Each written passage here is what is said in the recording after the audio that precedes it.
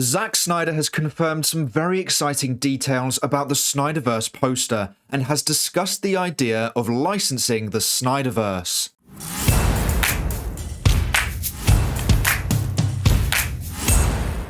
Hey everyone, welcome back to our movie news. Zack Snyder was on another live stream last night, this time with Dave the film Junkee, and they talked about the Snyderverse and Snyder's recent experience with Warner Brothers and how he has high praise for Warner Brothers chairmen Pamela Abdy and Mike Luca. But we start with Snyder talking about the sell the Snyderverse to Netflix movement. I'll play the clip and we can talk about it after. Everyone wants to know is will Warner Brothers sell the Snyderverse to another studio and have them do it?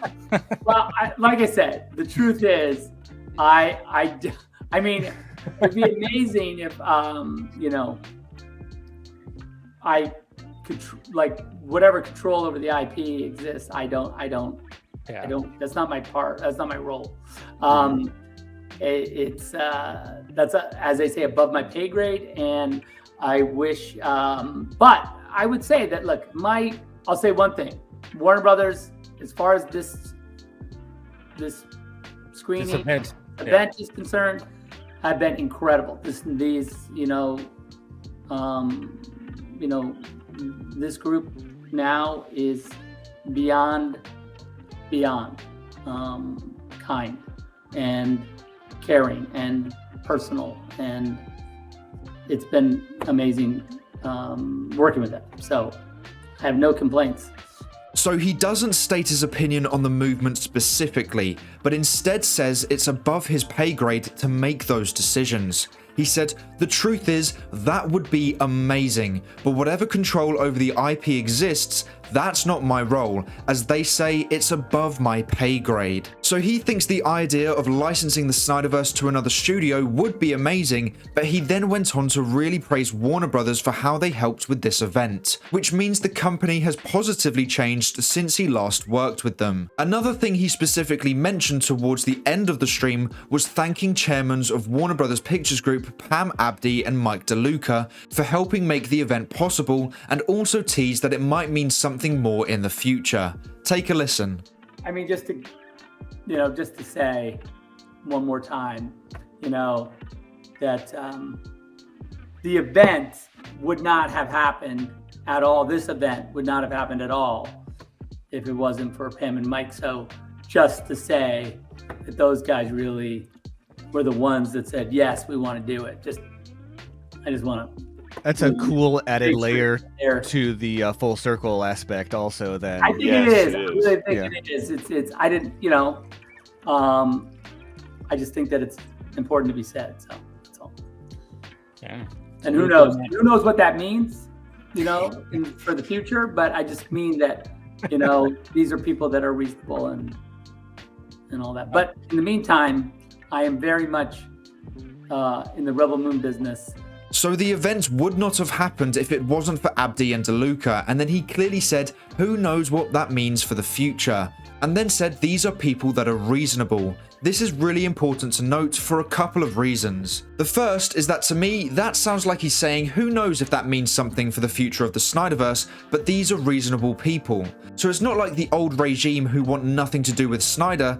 Abdy and Luca are actually reasonable people who have been very helpful to Snyder. Another thing to note that is very exciting to mention is that when Abdy and Luca were temporarily put in charge of DC, whilst Zaslav looked for Walter Hamada's replacement back in October last year, The Hollywood Reporter claimed that Abdy and Luca were actively looking for scripts for Man of Steel 2 with Henry Cavill and one more go-around with the Snyderverse heroes and actors in a Justice League 2. They also were the ones who allowed Henry Cavill to shoot a scene for Black Adam, as well as an extra scene for the Flash movie, which was reportedly taken out soon after by James Gunn, as it was going to set up a future that wasn't going to happen. So Abdy and Luca wanted to stick with the Snyderverse cast and wanted to create a Man of Steel 2 with Henry Cavill and a Justice League sequel with the Snyderverse cast returning.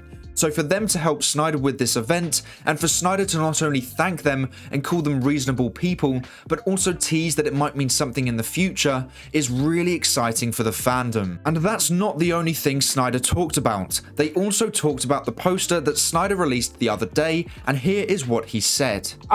One of the first things was the fact that it's like, well, it's the Superman statue. Sure. That we saw that got destroyed in BVS, but it looks like it's rebuilt. That's the first thing that I noticed, which I thought was pretty fantastic. But right. Go ahead. What I mean. Well, here's the thing. Well, the design here. Like anything, I think it's too early for me to already decode it. That would be no fun. But I think there's a lot of obvious references in this, simple but obvious references inside of this image that we really had fun creating. And we could talk. I think that's the second stream when we can talk after the event.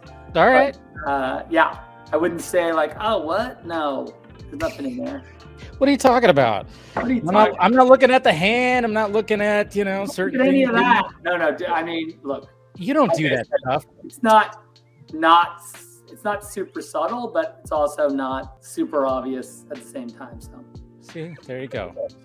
I tried, guys. I tried. I mean, look, the truth is, like, the fans have never missed anything. I don't think there's any Easter eggs left that I have not, that someone hasn't touched. So he confirms that there are references in this poster that he's not going to decode yet, but will after this SnyderCon event.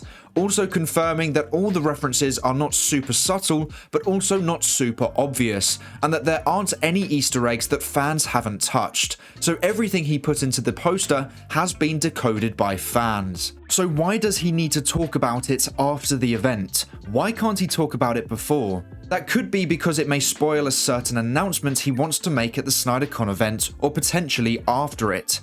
Clearly, he feels he can only talk about it after the event and not before. Which is really exciting news because Snyder Queen's breakdown of the poster had some really interesting theories involved, with the hand positioning now changed to indicate the 5 Snyderverse movies, and the other hand showing 3 have been made and the final 2 haven't. And now that Snyder has confirmed the poster has details and references in it that need to be decoded after the event, and fans have touched on every reference Snyder included, gives further hope that Snyder Queen's theory was true. And if it is true, then it means that he's referencing the Restore the Snyderverse movement, and if he's teasing that, then the Snyderverse may actually be restored, or he may be confirming that he wants it to be restored, so is trying to hype up fans. This is still a theory right now, but the evidence for it seems to be getting stronger each day. It could also mean he's trying to build hype for the Restore the Snyderverse fandom to show the 2 reasonable chairmen of Warner Brothers Pictures that there is a lot of demand for Snyder to complete his story,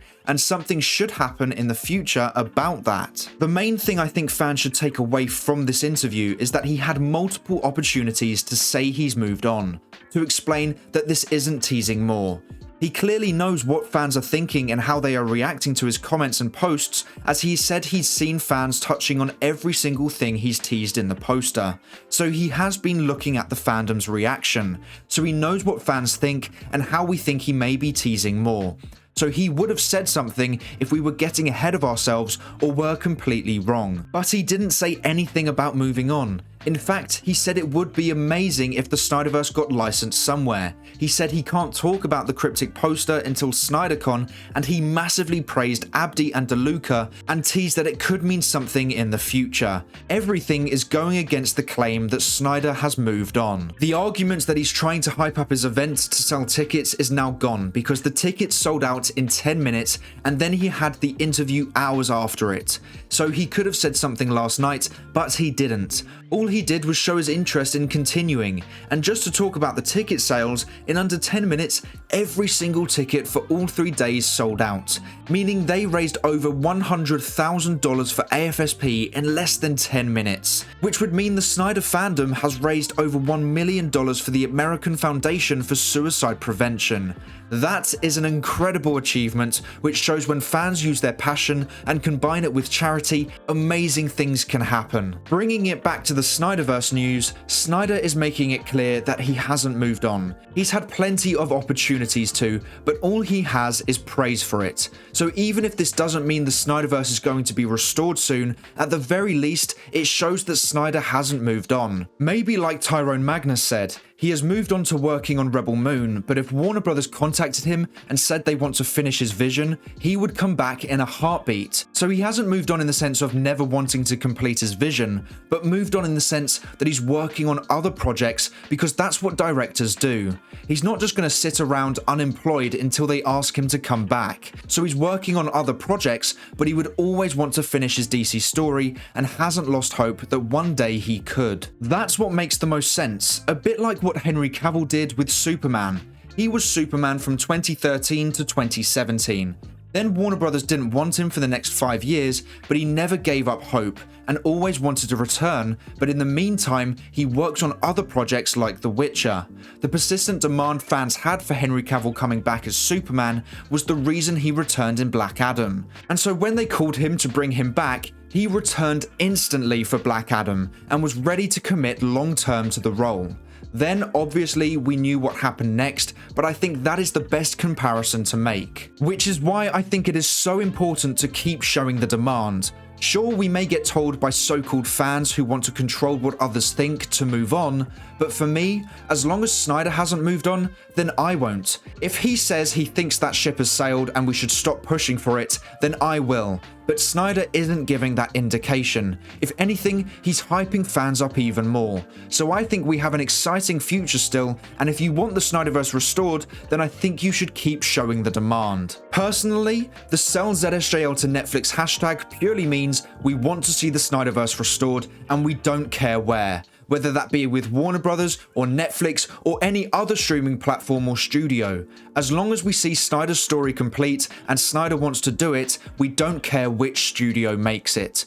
All the hashtag is doing is showing that demand. So hopefully soon, Snyder can shed more light on the event and his stance on the Snyderverse. So make sure to let me know what you think of Snyder's latest comments in the comments below. But that is all for today's video. Thank you so much for watching. Please make sure to like and subscribe and turn on post notifications so you never miss a video. I hope to see you here again soon. So until then, have a great day. Bye.